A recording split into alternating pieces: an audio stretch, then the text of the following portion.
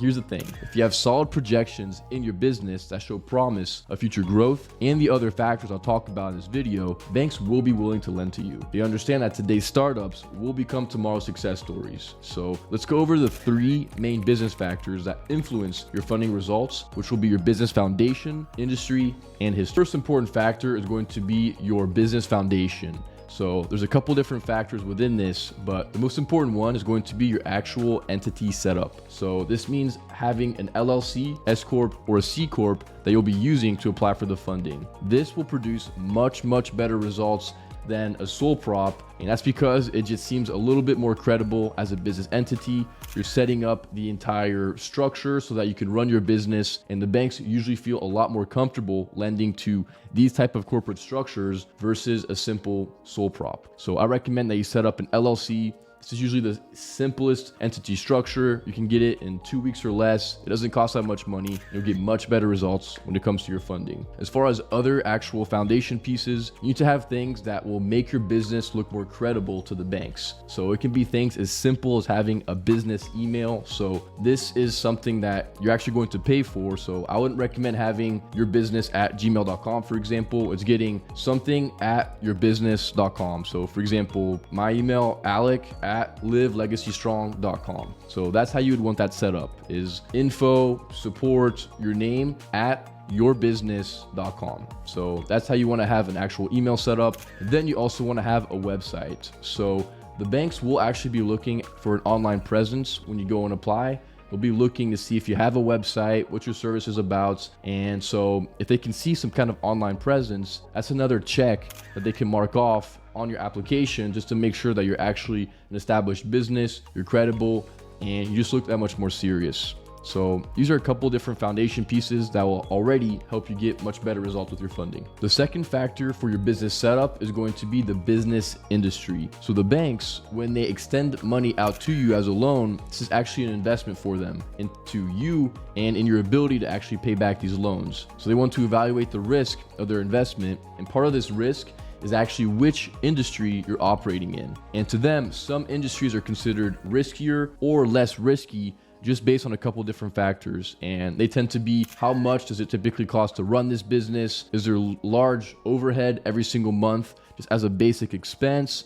Is there high revenue potential? Are there legalities involved? Is it a new industry category, for example? So these are all factors, but usually the low risk industries are those that have low overhead, they can be ran online, and there's large revenue potential. So the bank's favorite industries to lend to are going to be marketing, e-commerce, and coaching/consulting. These are the favorite industries because they can be ran online. There's usually not that much large overhead, and there's huge revenue potentials. You can really scale it quite a bit. So these are the industries that the banks like the most. If you fit into these categories, you're going to have a lot of an easier time to qualify for funding, which is great. But if you're not in these industries, it's not the end of the world. Just know that you do need to most likely have other factors that are going to help supplement your application. So if you're in one of the other categories, so there are certain industries that are considered potentially high risk. So if you're in investing at all, for example, it's considered very risky. The banks don't want to lend because to them, lending is already an investment, right? So if they're lending to an investment, they usually don't like to do that. So anything with capital or crypto, those are usually high risk, so they most likely will not lend to it. If you're doing real estate, that's a different factor just because you're actually lending to an asset. There's an asset backing the loan. But if you're not actually doing real estate, you're just investing into something, it's usually very difficult to get that funding. So that would be one. And then the other risky categories might be anything involving legalities, so potentially cannabis, gambling, and a lot of different things such as those. But if you're in a new industry or something that is potentially federally banned or a little taboo, for example, these are going to be industries that are considered high risk and also very difficult to get funding for. Some other ones could be those that are regular businesses, but they have a lot of expenses. It makes it a little bit higher risk for the banks. So this might be real estate or trucking, for example. There's a lot of expenses just to run the business. So for real estate, you have to buy these large properties, and for trucking, you have to buy these large pieces of equipment, and you have to run the equipment. It breaks down. So these are typically higher risk industries to actually run them. So it could be a little bit more difficult to get funding, but it's definitely not impossible. And if you're in a high risk industry, what you could do is that you could set up a separate business entity for consulting, for example, and then consult your original business. And so that they're both working together, you can get funding through your consulting business to actually help supplement your whole ecosystem there. So that's one way to potentially get around the high risk industry category. But overall, if you're in a low risk industry, it'll be a lot easier. If you're not, then you most likely have to have other things really helping you boost your application to still get good results, but it's not the end of the world. So that's number 2. So the final factor will be your business history. So this breaks down into the actual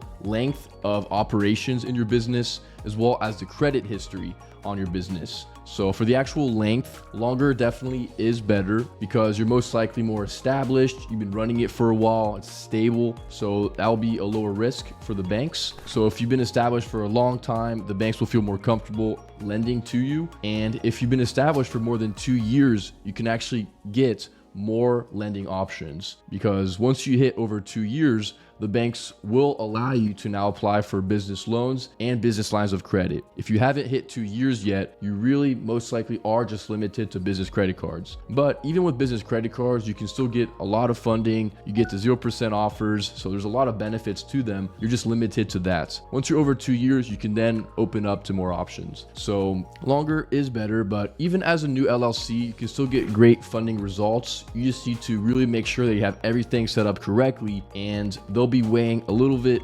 heavier potentially on the business credit side of things. So if you've been established for longer, the business credit won't matter as much as the other factors, but as a newer business, you want to lower the perceived risk as much as possible by potentially showing some on-time credit history. So the actual credit history of your business, that's attached through your EIN number, so that your credit history can report to the business credit bureaus, which is Experian Business, Equifax Business, and Duns & Bradstreet. And you need to establish history so that you can actually establish a score and have something to show to the banks. And the way to do this is to either have business debt with on-time payments. So if you have business credit cards, for example, you can also purchase trade lines through certain vendors, or you can actually establish history through online net 30 vendors. So there are certain retailers online that allow you to purchase their products on net 30 terms, which means that you can buy now and pay later within 30 days. And by doing this, you're establishing a debt with that company. So once you make that payment, you then pay the debt off, and now you have that on-time payment on your business credit report. So you can do this to actually create that history and show on-time payments to then lower the perceived risk for the banks. You'll need at least 5 reporting on your report to actually establish that business credit report and show it to the banks. It's more important to actually have business credit established in the length of history. On the personal side of things, you really need to have at least 2 years of history to be in a good spot, the minimum. But on the business credit, even if you just have business credit, you're already going to stand out from a lot of applicants because most people applying don't even have that set up. So that's how you work with the business history. Ideally, the longer the better, but even as a newer business, I'd recommend establishing the business credit history to offset that newer business factor right here. So those are the 3 factors that the banks are looking for when it comes to your business when you go to apply for the business financing. So once you set yourself up correctly with these 3 categories, you can still get a lot of funding even as a new business or if you have low cash flow. So hopefully this helps you out. If you have any questions, drop a comment down below. Let me know what you think, and be sure to subscribe so that you can see more videos just like this one and help you get this funding you need to scale your business to the next level.